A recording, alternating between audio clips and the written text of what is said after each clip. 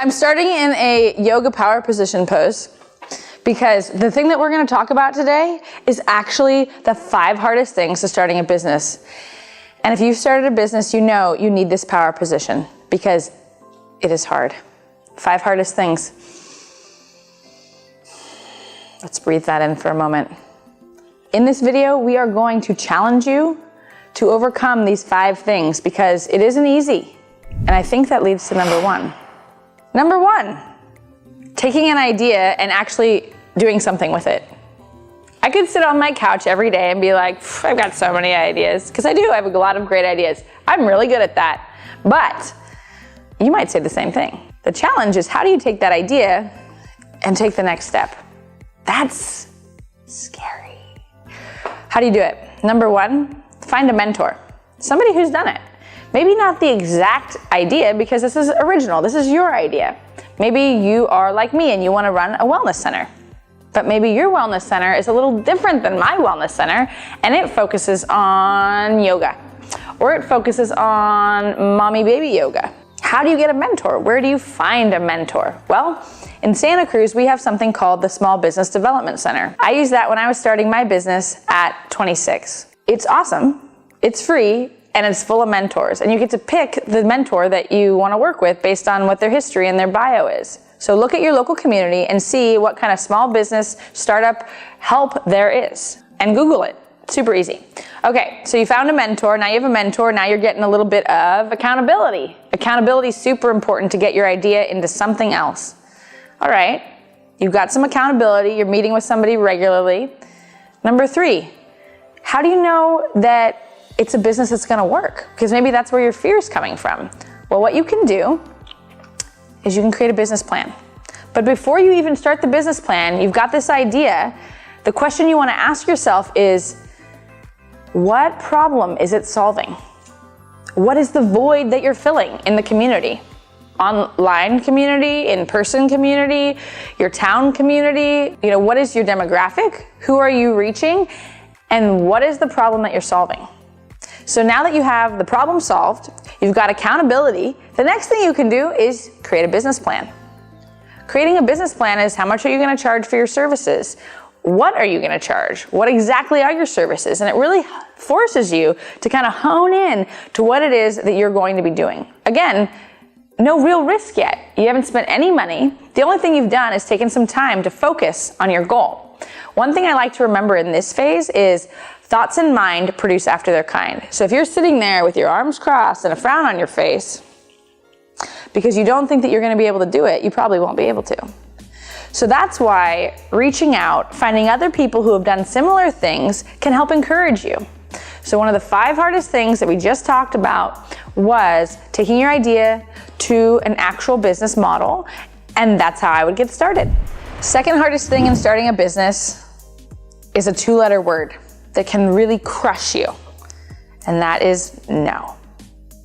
No is very powerful. It's one of the first words little child's, babies, learn because it's an easy word to say. And unfortunately, it's a hard word to hear. One of the hardest words because when you're starting a business, you don't want to hear that. So you need to get grit. You need to acquire grit. You need to go inside and find your grit and go, I'm going to hear no's, and just accept it. Accept that people are going to tell you no, that you shouldn't do it, that you should stop. No, no, no, no, no, no, no, no, no, no, no, no, no, no, no, no. Okay? That is a fraction of the amount of no's that you're going to hear. Take a deep breath and be ready for it, because if you want to do this, a lot of times you're going to hear people projecting, and that's what that no means. It's that they don't think they could do it, so of course you couldn't do it. But that's total nonsense. Not true at all. I started my business, and it wasn't my first business, but my most long-standing business in 2008, 2009. If you recall, in that time period, it was one of the biggest economic crashes that we had in the history of the United States. Pretty big deal. And I wanted to start a small business. Trust me, I got a lot of no's. But here's the good news. It takes one yes, just one. You can get an infinite number of no's, but if you have one yes, that's all you need. What is that one yes telling you? That one yes is telling you that you can do it. So I applied for a small business loan. When I applied for that small business loan, I didn't know if I would get it. And yeah, I was afraid. I went to the part of, my life where I was like, okay, what is the worst thing that could happen if this goes belly up? Because everyone's telling me no, it's not gonna work. Good luck, sarcastically. So I filed bankruptcy. I move in with my parents. That was my worst case scenario at that time, and I was okay with it. So I went ahead and I took the risk, and I got one yes. I did step one, which was take the idea into a business plan. I presented that business plan to the Small Business Development Center in Santa Cruz County, and they granted me a small business loan.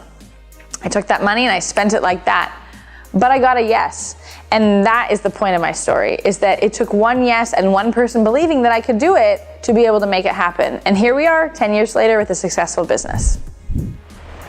Number 3, ask for help. So you've created this great idea. You've heard a lot of no's, but you've gotten a yes. And you're stressed because you think you have to do it yourself. Number 3 hardest thing in doing a business is knowing when and who to ask for help. You do not have to do it alone. You can have 100% of the company and still ask for help. That is okay. I'm a coach. I do business coaching. I hire business coaches. I talk to them every week because I don't know everything. That is what makes a great leader, and that can make a successful business. Stay in your lane. Know what you do really, really well, and then ask for help for everything else. Okay. So now I hear that you're saying that it costs money to ask for help because maybe you can't afford a business coach. Well, check this out. I can't afford not to have one, and neither can you. You need someone to hold you accountable. You need someone to help guide you who's done it before, who's had the success or failures so that you don't have to repeat them. It's kind of like a parent in the business world. Coaches are so, so important. Sometimes you don't like them, but they're gonna tell you not what you wanna hear, but what you need to hear. Challenge number 4, lack of persistence. Pivot Talks. So Pivot Talks is about creating this community of women leaders in the community to create this tribe to really help inspire other people to be successful and embrace each other's passions and challenges and what we can learn from each other. I did one event, I didn't make any money. And trust me, that was disappointing. And I'm seasoned somewhat. I kind of know my stuff, and I'm still disappointed. It happens to everybody. So after the event, we do a debrief, and I'm thinking, I don't know if I want to do this again, because it was a bummer. It was kind of a bummer. I don't know if I was successful. Okay, so number 1, I need to make sure that my metrics of what measures success is accurate, because in that statement, it wasn't true. Number 2, persistence. Persistence is so key. Now again, when you ask for help, going back to the previous one, that is helpful because you've got this third party kind of talking to you about what's going on and giving you perspective. Again, you're gonna get a lot of no's, and you only need one yes. So being persistent is so essential to your success. If it doesn't work, you try again. I'm sure you've heard of this before, but Thomas Edison, it wasn't that he failed 60,000 times before he created a light bulb. That's not what he says. He said, I found 60,000 ways how not to create a light bulb, right? So it's all about also how you spin it. So being persistent is so important. If Thomas Edison wasn't persistent, we would not have the electricity that we have today. You have a great idea. You have a problem you're trying to solve. We need it. The world needs your creativity, so be persistent so that we can see it and you can share it with the world. The last difficult thing, well, there's a lot, but we're talking top 5 difficult things in starting a business is time management. There's so much to do in so little time. And one of the things I had to learn was start with 5. 5 things, just like this video, 5 hardest things to do in starting a business. What are your top 5 priorities for the day? That's it. That's all you got to work on.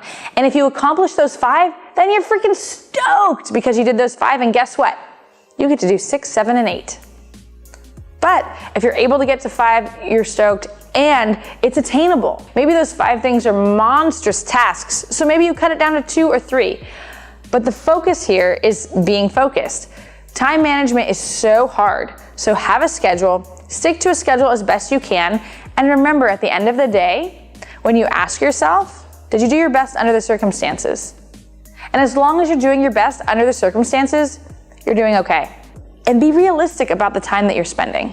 and create that to-do list, because otherwise you're gonna be spinning your wheels and you're gonna be discouraged and disappointed in what you're unable to accomplish. So let's focus on a few things, what you are able to accomplish, what are the most key priorities, what's causing you the most stress is a way that you can figure that out. And then you can breathe. And you can feel accomplished, and you can go on to the next day with a sense of renewal and energy and really productivity to get stuff done.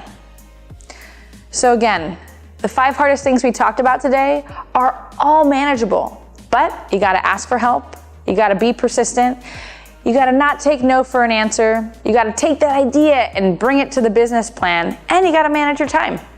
Remember, it's always the start that stops us, so don't wait! Get started today.